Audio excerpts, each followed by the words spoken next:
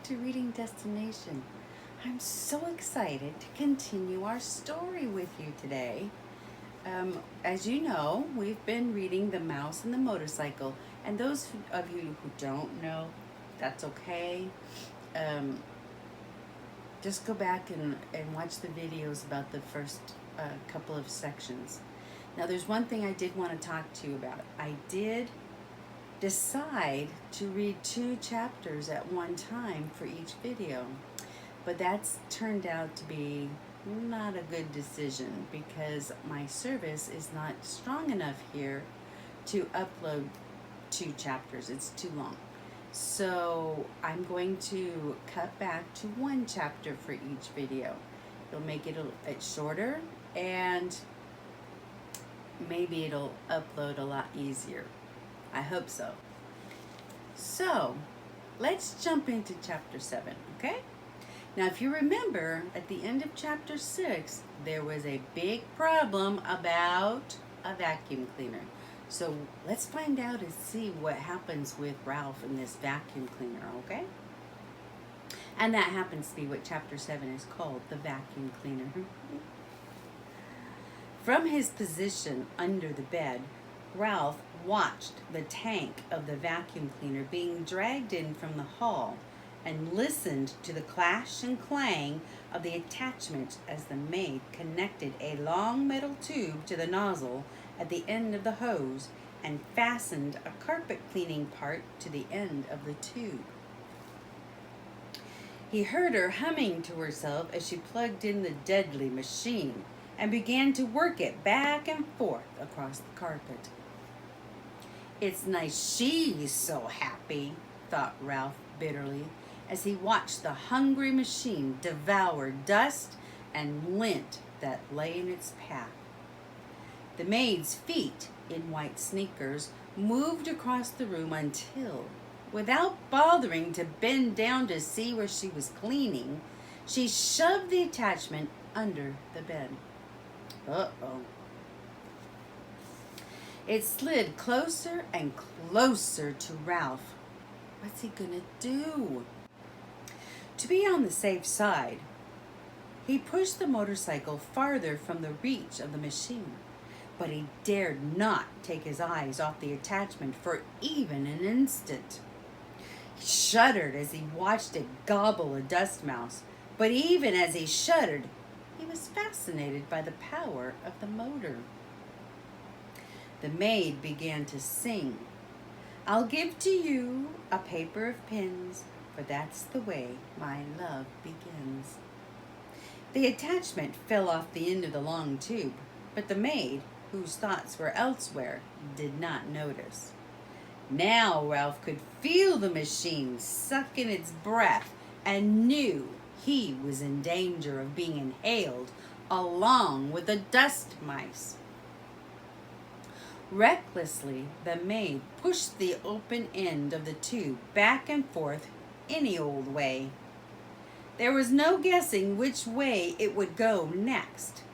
Ralph had to run with the motorcycle to avoid that terrifying hole at the end of the tube. He ran to the right. He ran to the left. And still the maid pushed the tube around, unaware that the attachment had fallen off. Suddenly, the maid threw down the tube, but did not turn off the motor. My. The tube landed with a bump and a bounce, and before Ralph realized what was happening, the awful machine had inhaled his tail, and he felt himself being pulled by section across the carpet. Oh no! Help! He could not keep from squeaking, but no one heard him above the roar of the machine. He just managed to catch the rear wheel of the motorcycle as he was sucked along the carpet.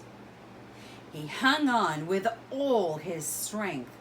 The machine, which was strong enough to suck up a mouse, was not strong enough to suck up a mouse and a motorcycle. Ralph lay there on his stomach, hanging on for dear life, and feeling his whiskers and fur, swept back toward the machine.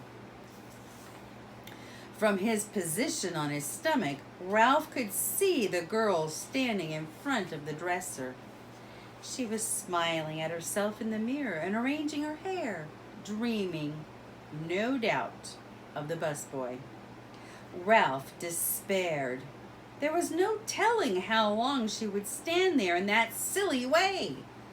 With the vacuum cleaner motor making so much noise, the housekeeper was sure to think she was busy working. Ralph felt his paws beginning to slip. He did not know how much longer he could hold out against the machine.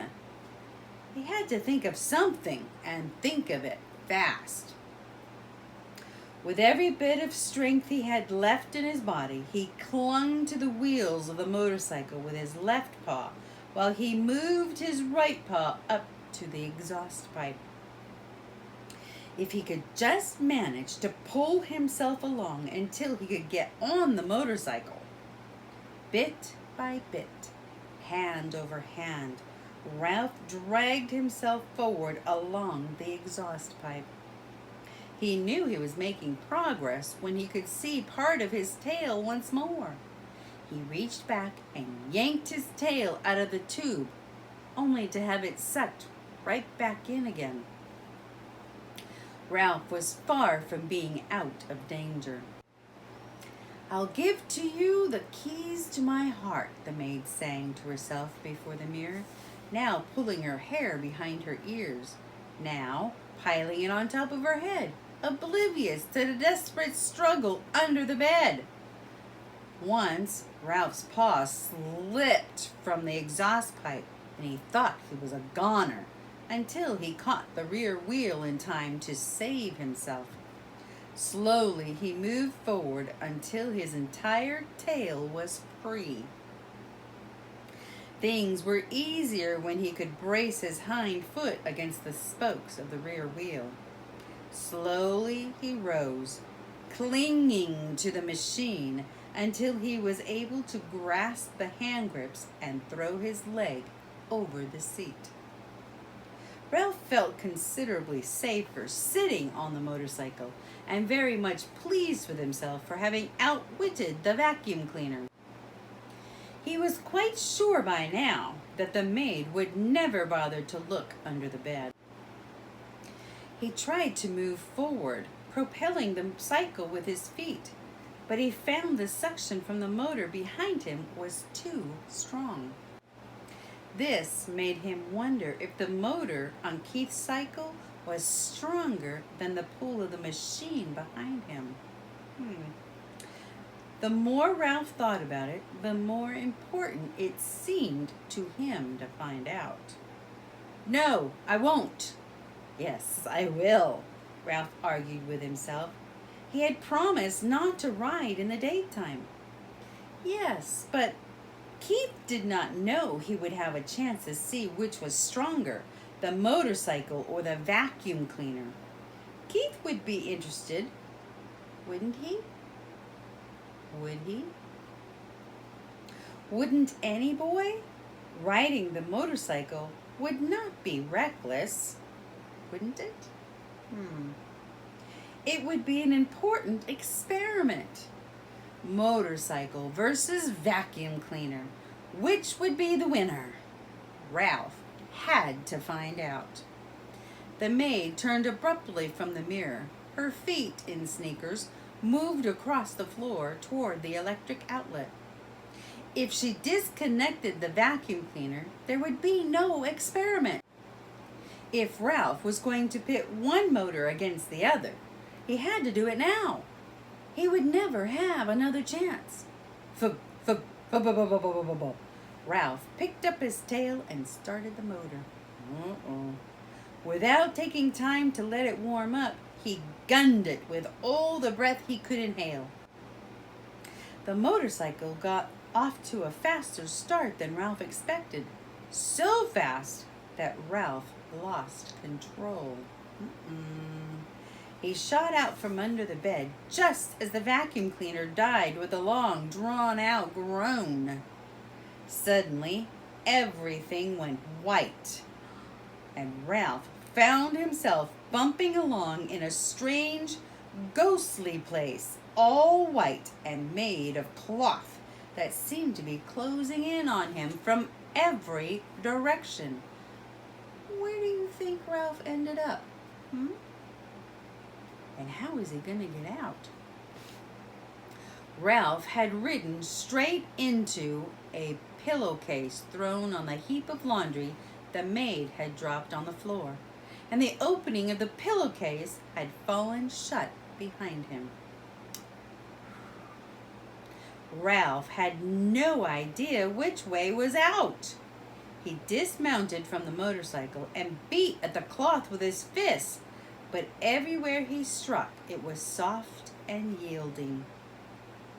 He stamped his feet only to have the cloth give softly and silently beneath him.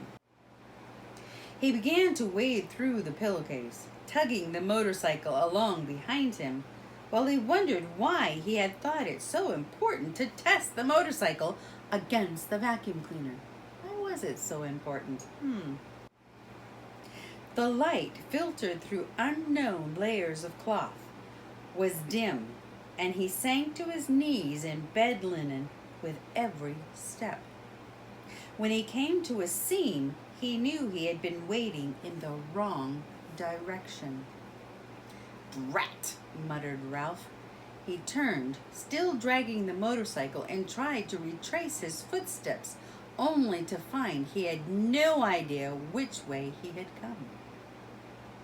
There were no landmarks. The clouds of cloth were white, billowy, and yielding in all directions. "Double drat!" He stamped his foot, only to find himself sinking deeper into the linen. From the swishing sounds he could hear outside, Ralph knew the maid must be unfolding clean sheets over the bed. He plodded on, dragging the motorcycle, without direction, and with very little hope. "He promised to buy me a bunch of blue ribbons," sang the maid, "to tie up my bonny brown hair." Down the hall, a door opened. Ralph heard a muffled woof, and in a moment the click of a small dog's toenails on the bare floor at the edge of the hall carpet, followed by sniffing that was dangerously close. The little terrier began to bark. "I know you're in there," he yipped. "Stick out your tongue and waggle your fingers at me, will you? You just wait." Paws began to scrape at the sheets and pillowcases as if the dog were trying to dig a hole. Ralph decided it was wiser not to talk back to the dog. He huddled, scarcely breathing, against the motorcycle. "Well, hello, you cute little thing," said the maid, revealing to Ralph that she was even sillier than he had thought. As if there was anything cute about a terrier that could scarcely see through his own hair. The dog went on yapping, a bit self-consciously, Ralph thought, now that he knew he was being admired by the maid. A man's steps came thumping down the hall. "Stop your racket, you pesky mutt," said the owner's voice, and Ralph knew when the barks suddenly came from above him that the dog had been snatched up.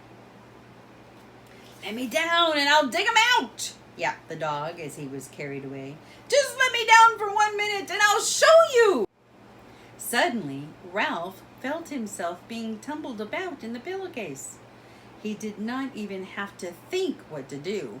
He automatically grabbed for the motorcycle and held on with all his strength.